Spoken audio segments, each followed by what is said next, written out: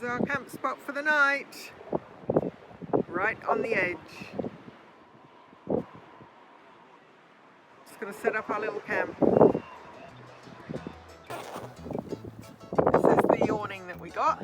Yeah, our first time deploying it.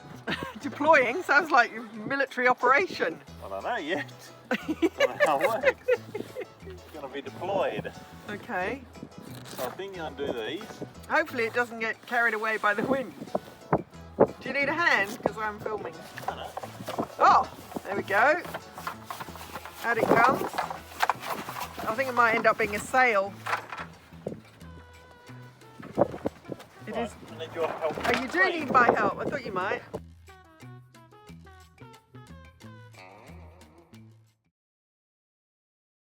The awning snapped off. A lot of sand here, guys. Look. What happened to the leg on the awning?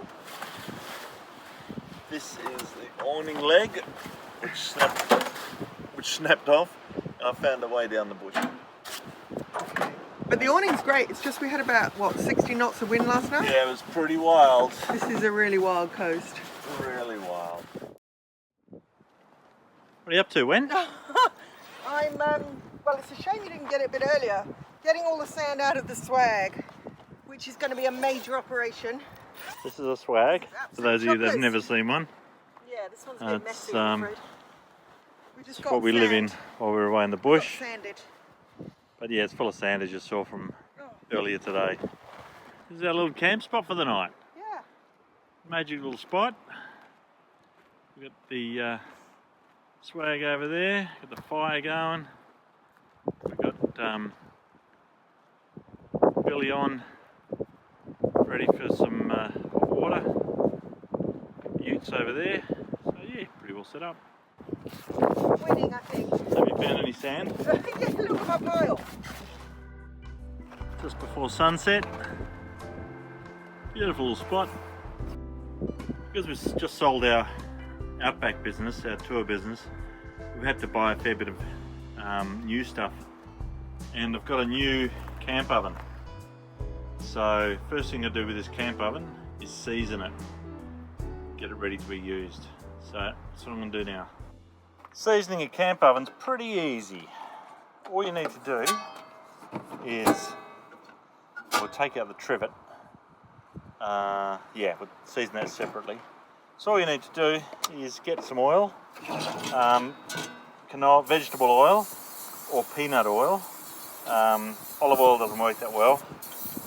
So you just coat it with some oil on the inside. Now you've got to get your fire smoking hot before you do this. And then a bit on the lid.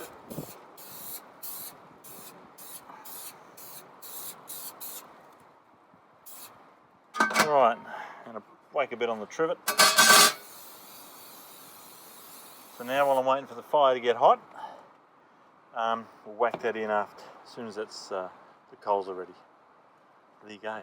If you think the fire's a bit of overkill just for a billy, well it is. We usually have a tiny little fire and cook over that. But because I need some smoking hot coals to get that camp oven seasoned properly, we've got a fairly big fire going. So an old bushy said to me once, you can't just use oil when you're seasoning a camp oven. You've got to put pepper, it's the other white stuff, salt. You've got to put a liberal amount of salt in to the mix. Bit of paper. And give it a good old scrub on the inside with the salt. And he said that's the secret. He also said to use yak fat, but we're all out of that. So we'll see how we go, eh? So all that's left to do is get a bed of coals going here. Camp oven on top.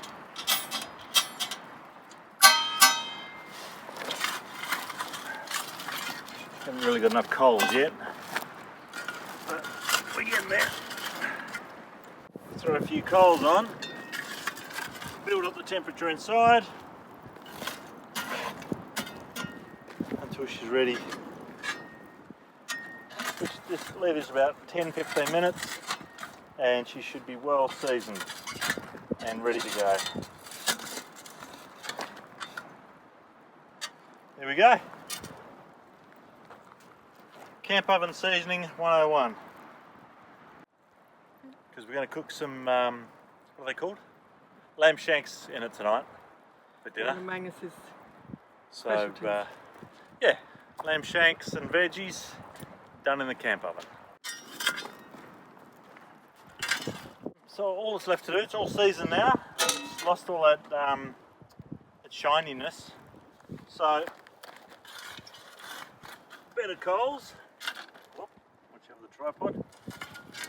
A bit of coals there for it.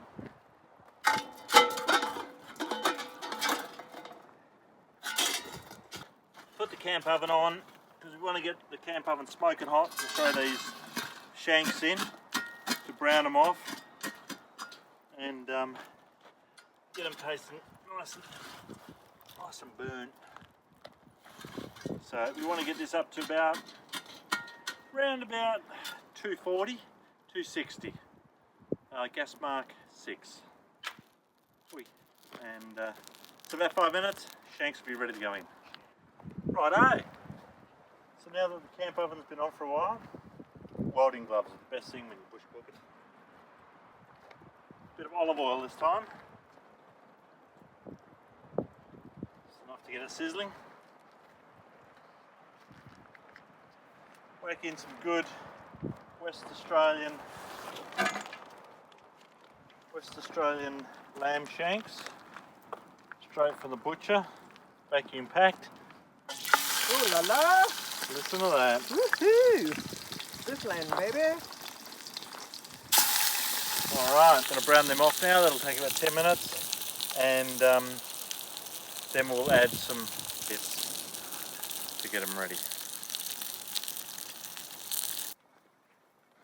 So now it's all been brewing there a while.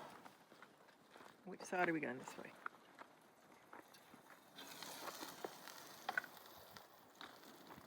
This is where it gets interesting. So drop in some potatoes on the bottom. That take the longest. Potatoes? Potatoes first, then half onions, but put them so the curved bits at the bottom. Why do you do that? Otherwise they fall apart.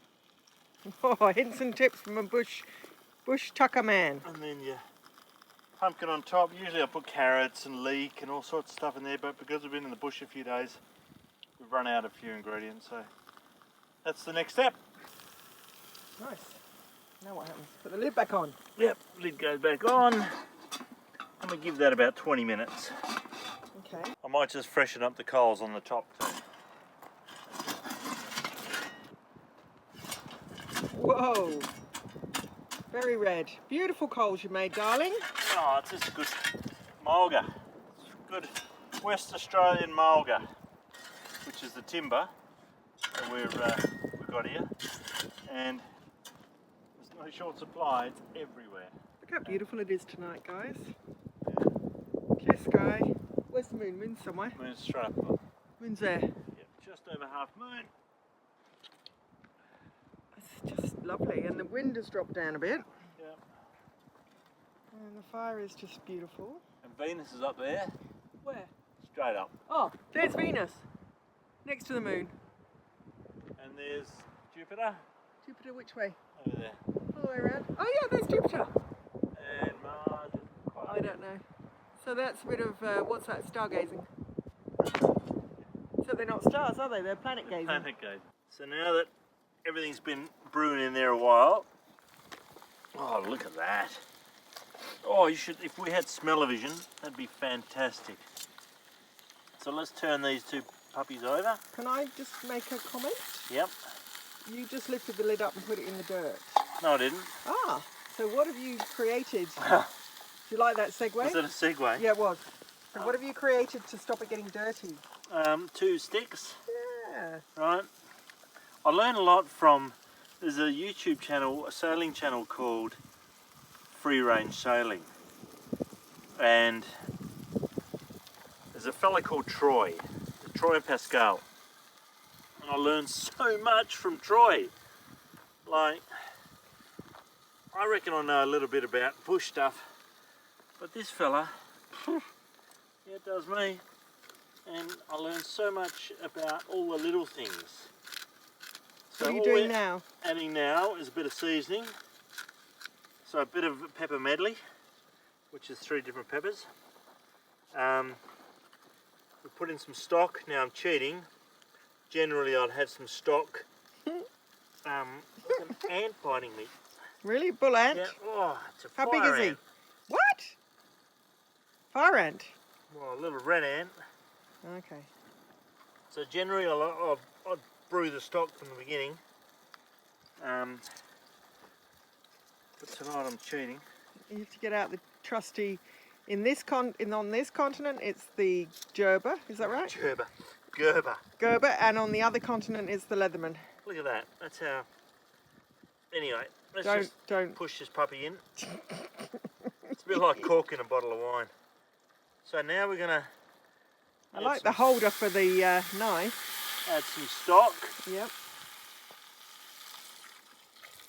So we just want to cover everything, which this amount of stock should do that beautifully. Right. Can you shine the light in the pot? So we're just covering it. I also like to add a bit of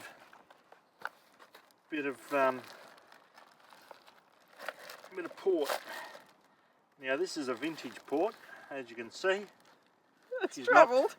Oh, it's still biting me. It's knocked around the bush for a while. So, a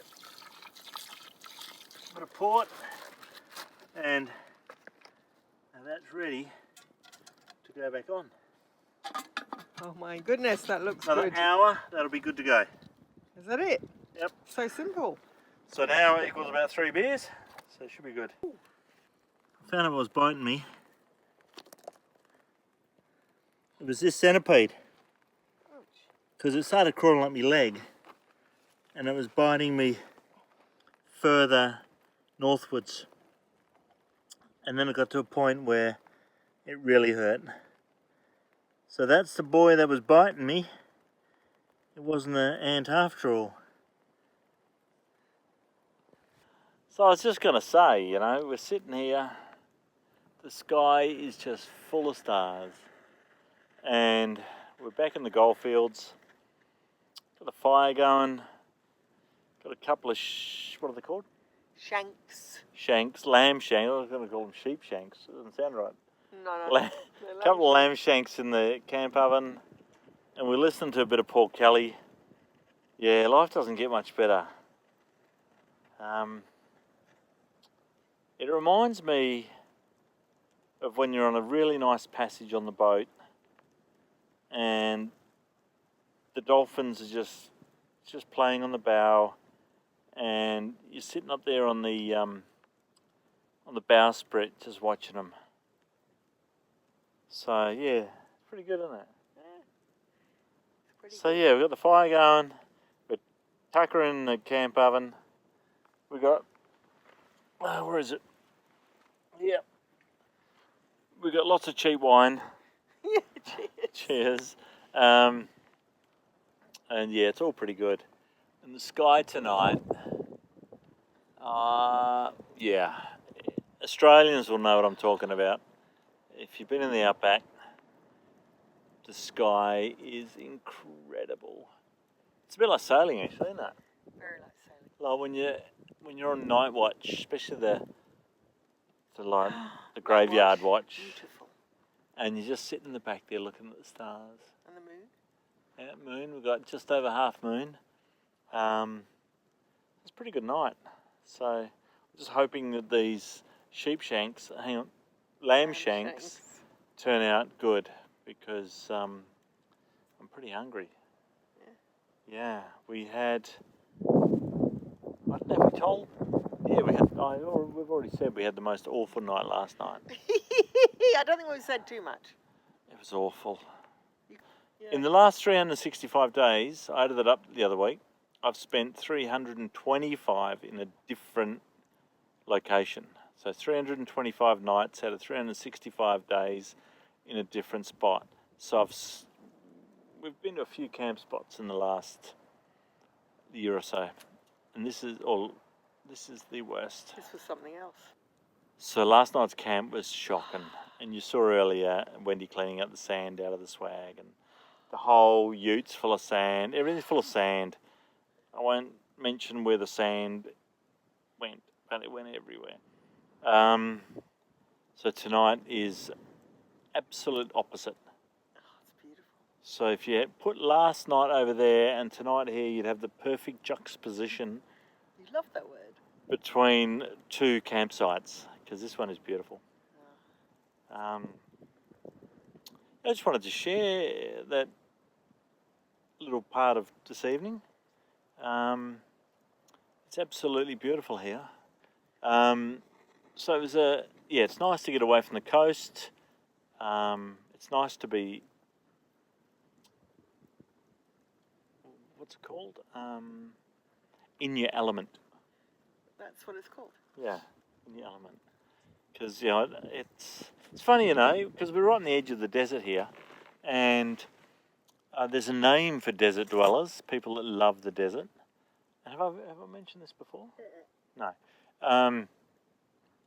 Now, correct me if I'm wrong, I'm sure you will, but someone who loves the desert is known as a serophile, and I think it's Latin. Is it? I have to ask your mother. She's learning. My mum will correct me because she's learning Latin at the moment. But a serophile is someone who has a love for the desert and the open spaces and just the serenity that all that brings. So we're right on the edge of it here, and I think every single time I get sort of, what are we now, 200 miles off the coast, it all just, chills. So, anyway, it's a beautiful night. I'm gas bagging. It's 7 minutes now of gas bagging. Oh, you should have seen this place we went to this afternoon. Wooleen, what's it called? Oh, you'll see it. Wooleen. It'll be in it. Yeah, you've most probably already seen it because it happened before we got here. We just found this deserted, what looks like a cattle station, a shearing shed and other buildings. And over here is the windmill and the power. It's deserted.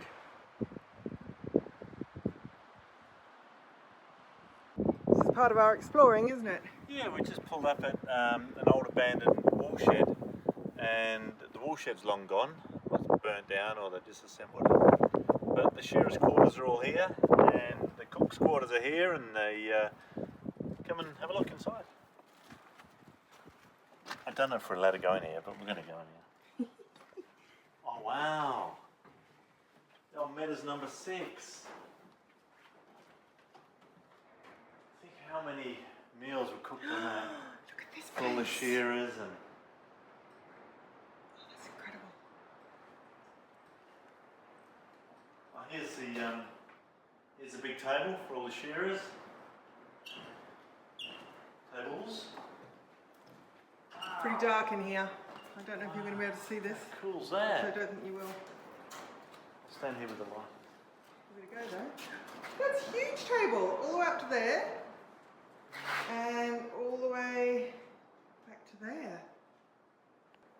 You should see how intricate the roof is. It's all made of like dome. So no need for any trusses because it's all a dome shape, and then where the two domes meet, it's beautiful. Wow. I don't know what this would be from. It would have to be from the 30s or 40s, I'd say. Look at the old fridge, Kero fridge. Wow, it's beautiful. And the windows. Yeah, shutters. Yeah. And this is the old safe to keep Coolgardie the fly. safe? No, Not a just Coolgardie safe. it's just to keep food and stuff in. It keeps the flies out. Knife marks in the timber. The history. There's stories that have been told in here, and wow, it's all gone now. That whole era of Australia is slowly going. It was Wooleen Station. It was cool. No, Wooleen Wooleen Woolshed. Wooleen something. Woolshed. Amazing place. Yeah.